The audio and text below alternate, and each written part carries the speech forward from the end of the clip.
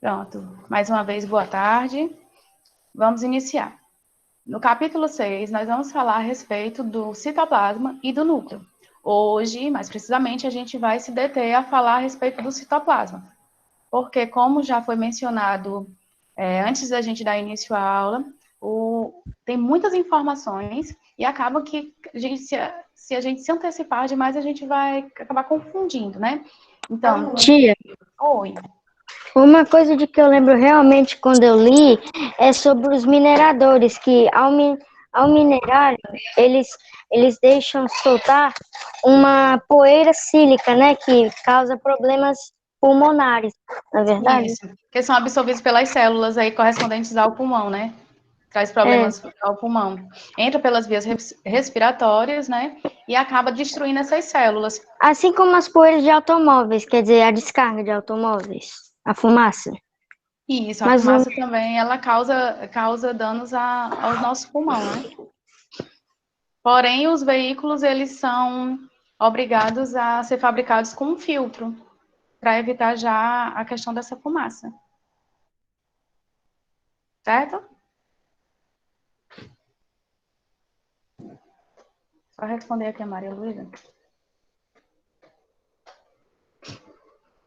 Tá? Então, vamos lá. Então, nós tínhamos falado que a célula, ela possui, assim como o nosso organismo, ela possui vários órgãos que exercem determinadas funções, ou seja, funções específicas, né? São chamados até de organoides. Estão lembrados? sim. Tia, Pronto. são organoides ou organelas também? Isso, organoides ou organelas são os pequenos órgãos que compõem aí a célula, tá? Esses Tá. pequenos órgãos, eles estão localizados, situados no citoplasma. O que é o citoplasma? É a parte viscosa que está localizado entre a membrana plasmática e o núcleo, tá? É nessa parte aí que nós encontramos os organoides, ou como você disse, organelas aí, os pequenos órgãos da célula. Outra coisa que nós comentamos Tia, também... o hialoplasma também, lá está localizado aquele líquido viscoso, o hialoplasma. Isso, hialoplasma, isso mesmo. Nós falamos na aula passada sobre isso aí, mas vamos chegar já lá. Vamos relembrar aí aos poucos, tá?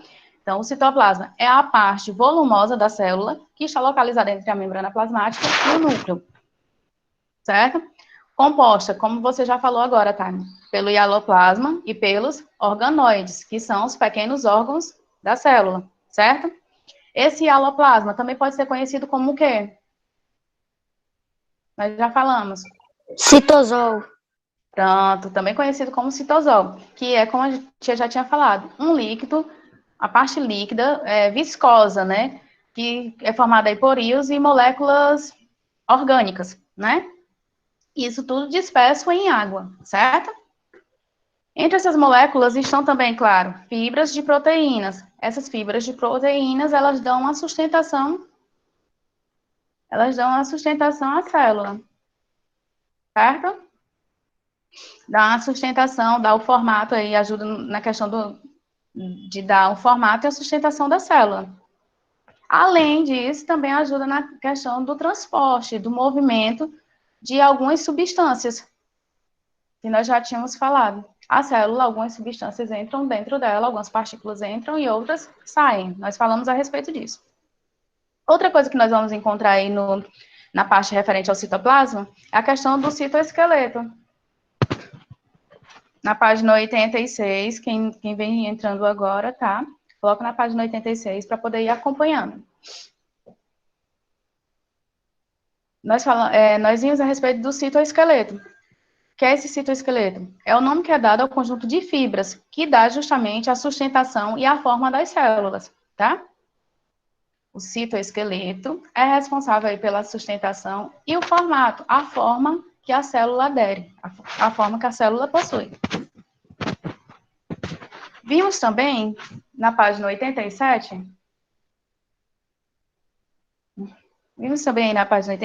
que existe também, nessas fibras de proteína, nós encontramos os microfilamentos e os microtúbulos, certo? Lembrados até aí? Sim.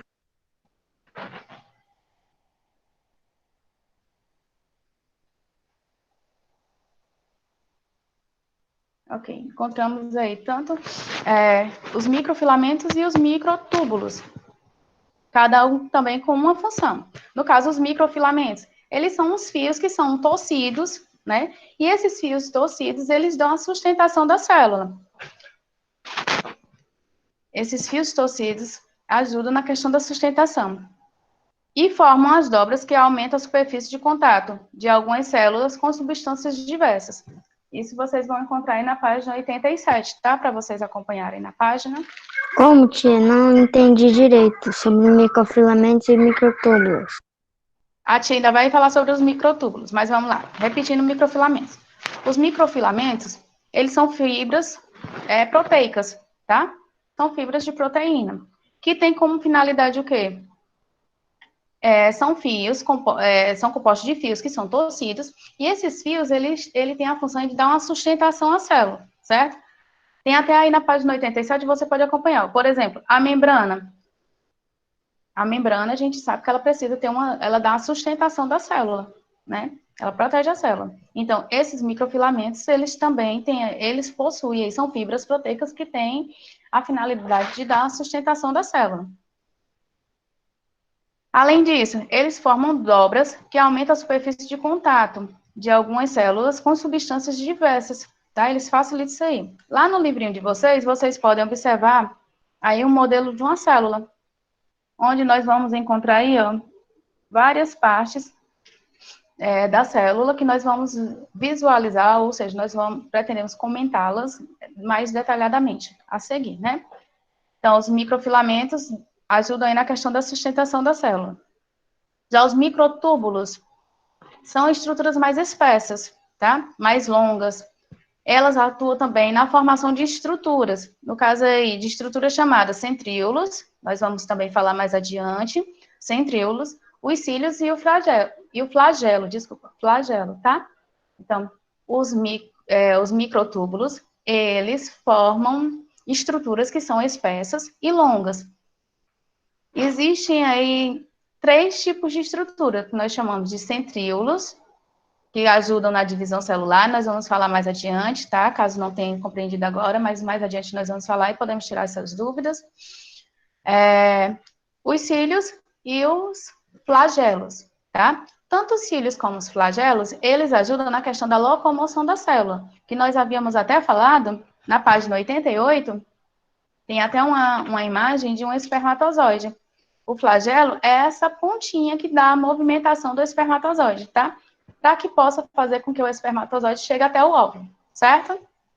Então, os cílios e os flagelos têm essa finalidade de ajudar na locomoção da célula, enquanto os centríolos, eles são importantes para a divisão celular. Nós vamos estudar isso aí daqui a pouquinho. Porque o centríolo... Oi. Deu um problema, eu acabei saindo, tia. Pode repetir, por favor, que deu um problema, eu acabei saindo.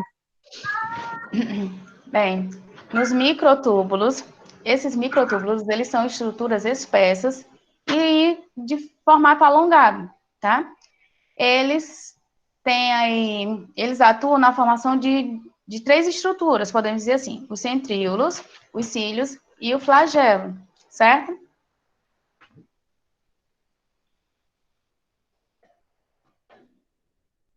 Só um minutinho aqui, deixa eu colocar a página para alguém que faltou energia. Certo? Nós já estamos aí na página 88, para poder acompanhar. Então, no caso da estrutura, formação de 3 estruturas, que nós já falamos, centríolos, cílios e o flagelo. Os centríolos, eles ajudam aí na divisão celular. Nós vamos estudar mais detalhadamente adiante, certo? Aqui é só uma breve explanação. Os centríolos ajudam na divisão celular, os cílios e os flagelos, eles ajudam na questão da locomoção da célula, certo? Aí na página 88, por exemplo, nós temos a imagem de um espermatozoide, onde o flagelo, podemos dizer, esse rabinho, digamos assim, da célula, faz com que ela tenha movimento, tá? E possa se locomover. Você está falando dessa cauda que está ondulada, né? Isso mesmo, tá? Certo. Mais alguma coisa, Taima? Não, senhora, pode continuar. Foi nessa hora aqui que eu acabei saindo. Desculpa. Pronto. Aí é um Tia, exemplo. Oi. era como se fosse uma barbatana de um peixe. É porque, assim, esse flagelo faz com que o espermatozoide, ele possa se locomover e chegar até o óvulo, tá? Ele é uma célula, ele possui esse flagelo, e esse flagelo faz com que ele se locomova, se movimente, certo? Dando continuidade, volto a dizer que isso aqui a gente vai estudar mais detalhadamente adiante, certo? Caso tenha alguma dúvida, pode perguntar, coloca no chat que eu vou respondendo, tá bom? Dando continuidade, nós paramos na aula passada na parte referente a organoides citoplasmáticos. Organoides são os pequenos órgãos que estão situados no citoplasma. Nós vamos ver aí detalhadamente as partes e a função desempenhada por cada um, tá certo? Então, nós temos aí de início o retículo endoplasmático, tá? E o retículo endoplasmático, ele está dividido em dois: retículo endoplasmático rugoso e retículo endoplasmático liso, tá? Tem uma diferença desempenhada por cada um dos dois. No caso, o retículo endoplasmático, ele é um sistema de tubos e bolsas achatados que são interligados, certo? Qual é a função do retículo endoplasmático? Ele tem a função de distribuir substâncias dentro do interior da célula, tá? Ele faz a distribuição de substâncias que vão para o interior da célula, dentro da célula. Ele faz esse papel. Ele está dividido, retículo endoplasmático está dividido em retículo endoplasmático rugoso e retículo endoplasmático liso, certo? Onde nós encontramos esse retículo endoplasmático rugoso ou granuloso, como tem aí no livro de vocês? Nós encontramos nas células que formam o pâncreas, tá? São células que formam o pâncreas, possuem esse retículo endoplasmático rugoso. Outra coisa que é... Oi. Por acaso, o núcleo, ele é responsável por tudo que acontece na célula? Tipo, ele é o centro de comando da célula? O núcleo, sim. O núcleo é onde está contido o material genético. Aí nós vamos ver mais adiante o ácido desoxirribonucleico e o ácido ribonucleico, tá? No caso, no núcleo é onde está contido o DNA e o RNA. Certo. Nós vamos estudar mais adiante isso aí mais detalhado também. Hoje a gente vai só ver mais a questão de alguns conceitos relacionados aos órgãos, aos pequenos órgãos que estão situados no citoplasma, certo? Então, dando continuidade, como eu tinha falado para vocês, o retículo endoplasmático rugoso ou granuloso, ele possui ribossomos. O que são os ribossomos? Os ribossomos, eles têm a seguinte função: nos ribossomos que é produzida as proteínas, tá? Ele produz proteínas que são excretadas para fora da célula. O retículo endoplasmático granuloso ou rugoso, nós encontramos os ribossomos, possui ribossomos aderidos à superfície. E esses ribossomos têm a função de quê? De produzir proteína, e essas proteínas são secretadas, ou melhor, são colocadas para fora da célula, certo?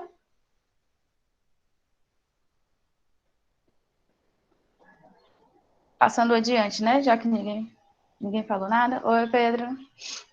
Estou sentindo falta do Gabriel. Mas vamos lá. Já o retículo endoplasmático liso, ele já não possui os ribossomos na superfície. Eles possuem ribossomos, mas não na sua superfície. Qual a função desse retículo endoplasmático liso? Ele tem a função de sintetizar hormônios esteroides, ou seja, hormônios sexuais femininos e masculinos, né? No caso do feminino, é o estrógeno. No caso do masculino, testosterona, tá? E a segunda função aí do retículo endoplasmático liso é desintoxicar o organismo. Podem colocar aí na página 90, tá? Só deixa eu conferir se é a 90 mesmo, porque meu livro, a letra é muito pequena. É, na página 90. Tá? Vocês podem encontrar isso aí na página 90. O retículo endoplasmático liso, ele desempenha essas duas funções. Sintetizar os hormônios, tanto feminino como masculino, e também de desintoxicar o organismo.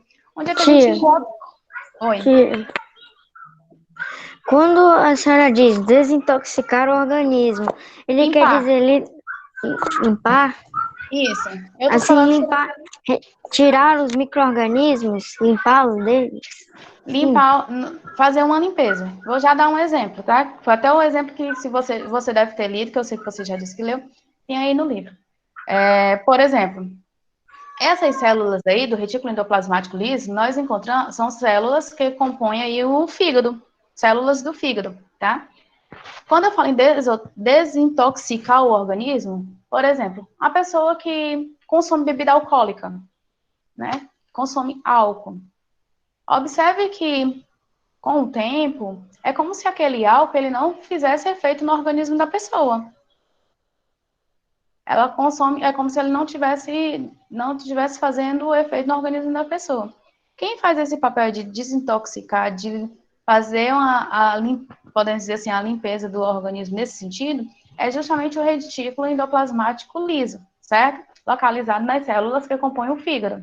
Ele impede que o álcool cause problemas no organismo, né? Ou seja, ele limpa o álcool do organismo. Ele ajuda, né? Ele ajuda, sim, a desintoxicar o organismo, certo? Certo? Obrigada. Alguma dúvida, Taima, até aí? Não, senhora, pode continuar. Ok. Outra coisa também que nós vamos ver aí no nosso livro é sobre o complexo de Golgi, ou Golgiense. O complexo de Golgi recebeu esse nome por causa do que foi descrito pelo Camilo Golgi, como diz aí no livrinho de vocês, no século, se eu não me engano, século XIX, 1898, se eu não me engano, tá? O complexo de Golgi é formado por conjuntos de pequenos sacos achatados que são interligados, envolvidos no processo de secreção celular. Ou melhor, secreção celular, desculpa, tá? O complexo de Golgi é formado por conjuntos de pequenos sacos achatados, e esses sacos achatados, eles estão interligados. Na página 91, vocês podem observar aí a imagem do complexo de Golgi, ou Golgiense. Estão acompanhando?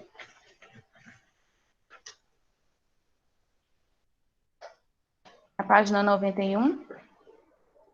Observe aí, ó.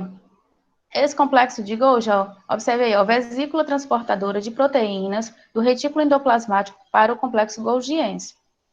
Aí, mais embaixo, nós temos vesículas de secreção, membrana plasmática e secreção de proteínas. O que é que acontece aí nesse espacinho aí, nesse complexo de Golgi? Ele é responsável pelos lisossomos. O que são lisossomos? Os lisossomos, ele tem aí, ele é fundamental no processo de fagocitose e de pinocitose. Estão lembrados que nós falamos já a respeito de fagocitose e pinocitose? Sim, tia. Ei, tia, essa imagem do complexo golgiense, ele está executando o processo, ele está ajudando, né? Executando o processo de pinocitose, né? Que é a retirada de células. Uhum. Só que aí, no caso, a fagocitose são as partículas sólidas, a pinocitose são as partículas líquidas, né? Se a gente observar aí, como você falou, ele está aí, ó, expulsando, você observa já lá no final, ó, secreção de proteínas, onde essas partículas, elas já estão num tamanho bem menor, né? E nós já tínhamos falado a respeito disso, que essas vesículas, elas ajudam com relação ao transporte de substâncias, que em alguns momentos estão com um tamanho maior e dificultam a passagem através da membrana plasmática. Alguma coisa, Thay? Não, senhora. Mais alguém? Maria Clara?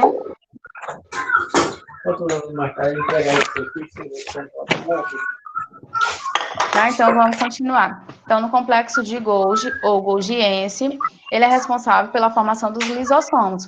Os lisossomos são fundamentais no processo de fagocitose e pinocitose. Fagocitose é o transporte de partículas sólidas e pinocitose, partículas líquidas, tá? Colocando aí na página 92. Tia, agora Oi. que eu lembrei, tia, a exocitose é a liberação, a retirada de substâncias. Exocitose o meio extracelular. Né? Exocitose é quando a retirada de substâncias para o meio extracelular. Porque são vários tipos de movimentação. Uhum. Página 92. Todo mundo acompanhando aí, ó.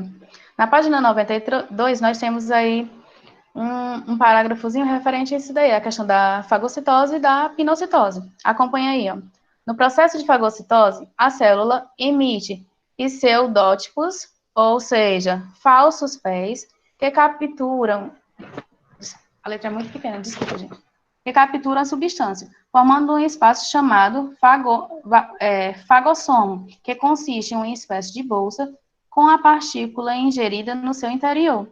Então, na fagocitose, nós temos as partículas sólidas que são transportadas, tá? São substâncias sólidas que são transportadas. Na pinocitose, já são substâncias, ou podemos chamar também partículas líquidas, certo?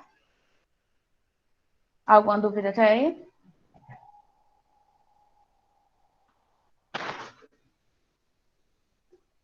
Não? Nada, não? Ok.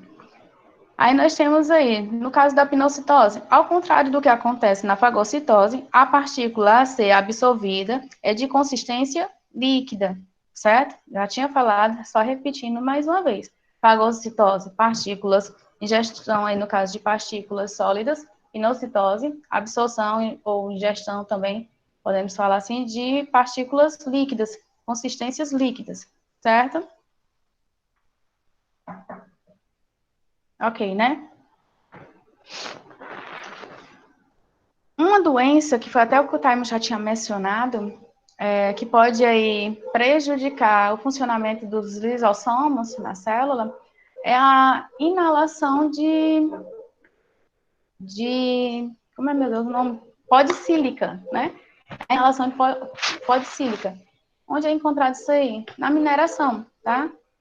Então, a pessoa que inala esse pó, podicílica, ela pode vir a adoecer. Por quê? Porque esse pó de sílica, ele invade o organismo da pessoa e prejudica os pulmões, chegando a destruir as células, chegando a destruir os lisossomos da célula, certo?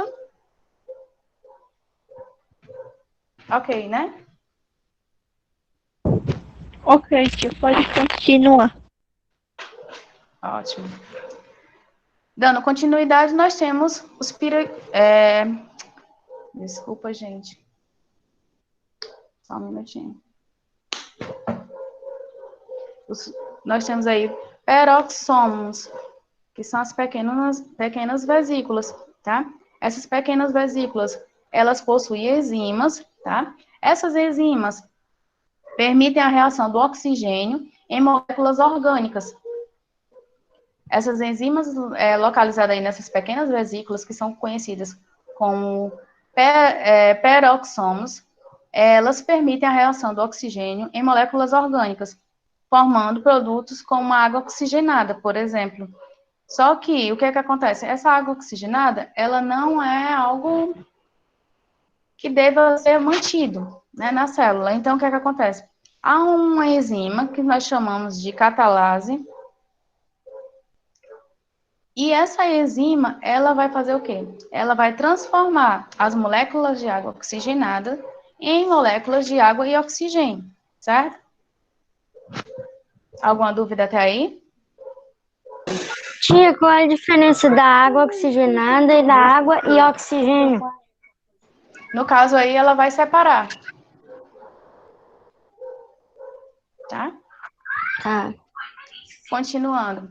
Outro organoide que nós encontramos, outro organelo que nós encontramos aí no citoplasma, é chamado de mitocôndria.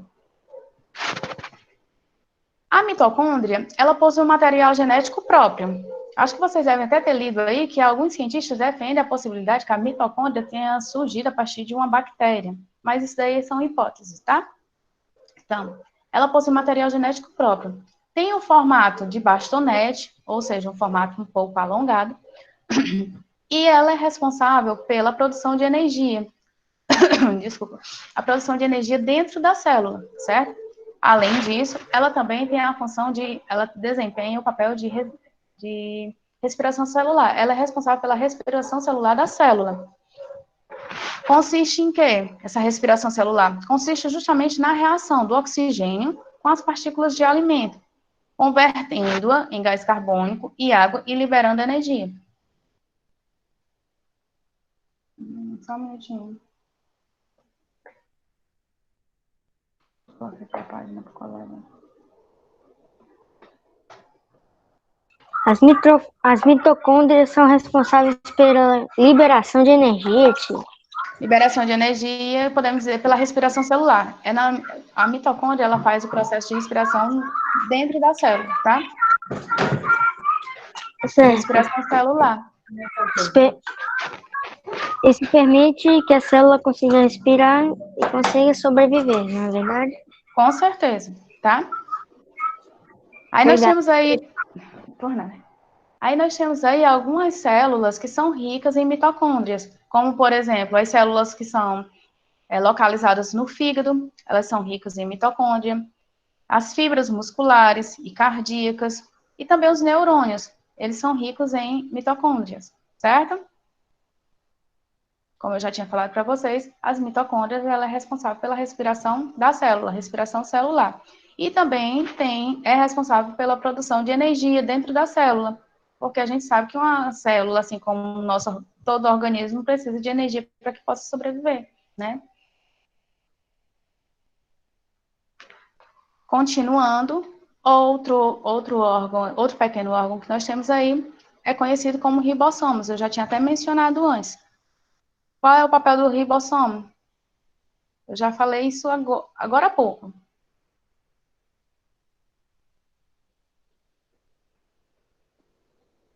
Bem, como ninguém se manifesta, vamos lá. Os ribossomos, ele tem o papel de sintetizar as proteínas, né? Ribossomos, eles sintetizam as proteínas por meio da união de aminoácidos. Só que, uma informação aí com relação aos ribossomos. Eles estão presentes em todos os tipos de célula e podem ser encontrados livres no citoplasma, tá? Os ribossomos, eles podem ser encontrados em todas as células e eles estão dispersos no citoplasma. Eles estão livres no citoplasma, ok? Estou esperando vocês falarem. Se pode Ok, tia, pode prosseguir.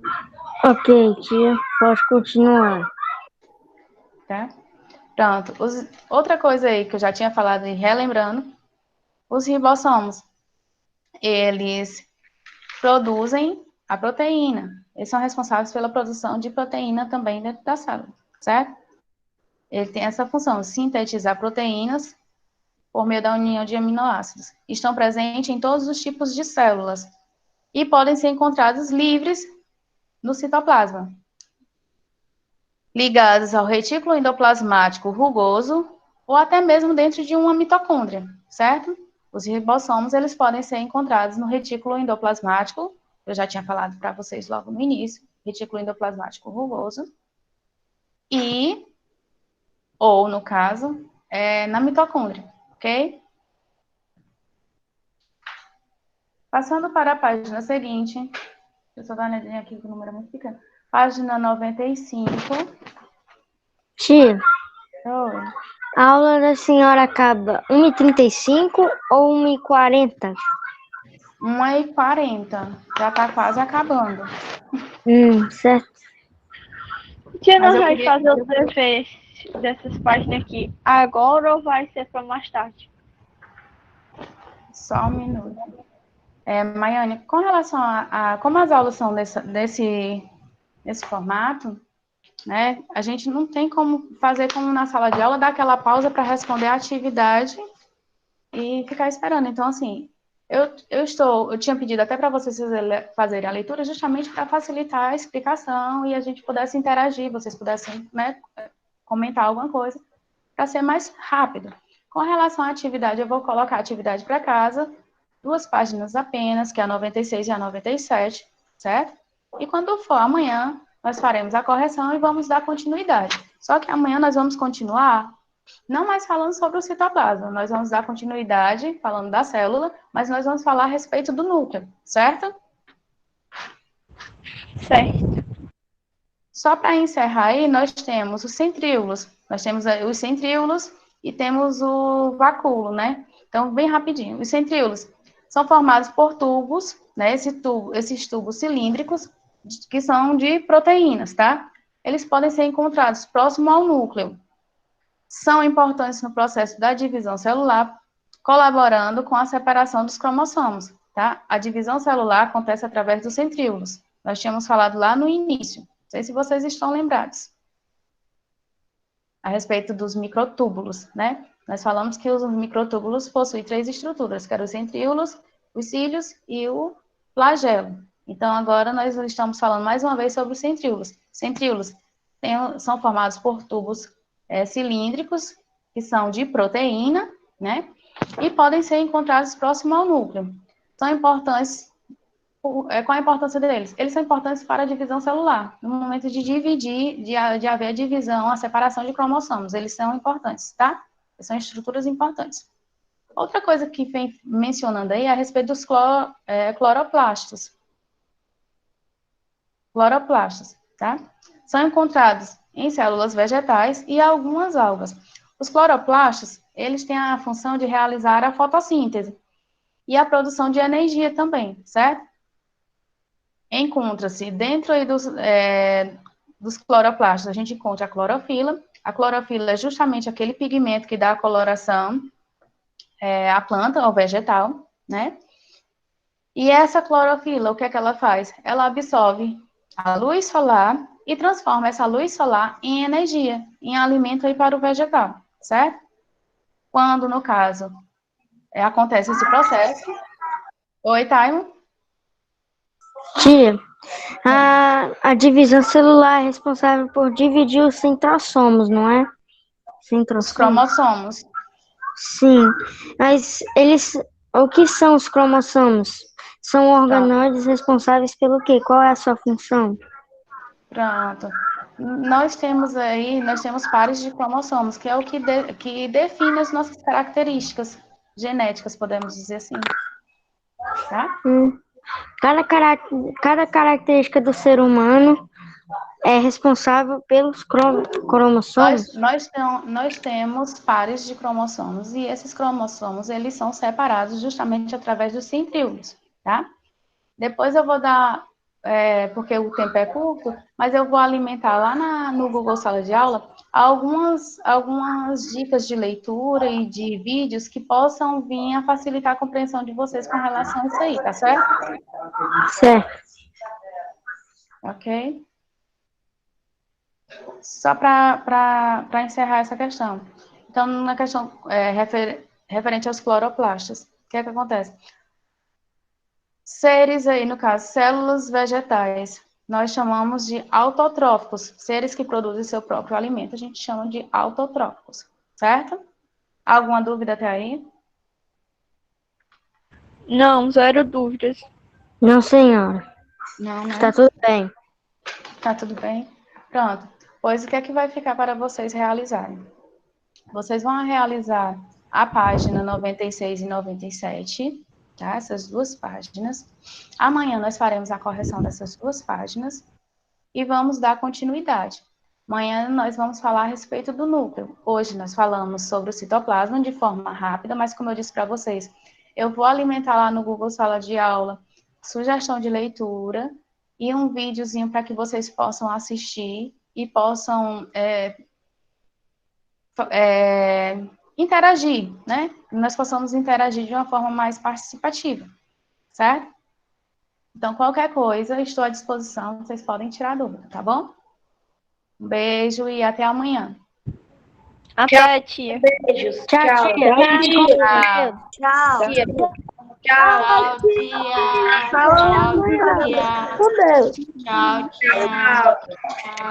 Engraçado que só eu e a Maiane vimos a pouco. É pra aproveitar que deu pra abrir. Já viu. Uau.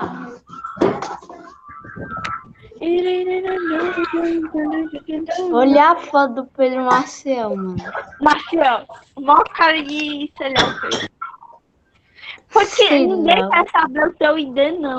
Se quisesse, nós estar perguntando qual o teu ID. Entende? Né?